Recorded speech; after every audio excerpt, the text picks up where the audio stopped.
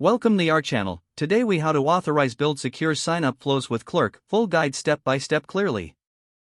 To start, log into your Clerk account. Navigate to your dashboard. Select the application you want to configure. In the sidebar, find the Sign Up section. Click on Sign Up to open the settings. Begin by enabling the sign-up flow. Choose the authentication method that best suits your needs. You can opt for email, social logins, or both.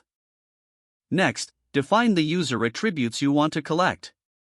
Consider what information is essential for your registration process. Proceed to customize the sign-up form. You can add or remove fields according to your requirements. Design the UI of your sign-up form to match your brand. Next, enable any necessary security features. Consider enabling email verification for added security. You may also want to implement reCAPTCHA to prevent bots. Once your form is set up, save your changes. Now, integrate the Clerk SDK into your application. Follow the installation instructions specific to your framework. After installation, initialize Clerk in your code. Configure Clerk with your API keys. Next, implement the sign-up component.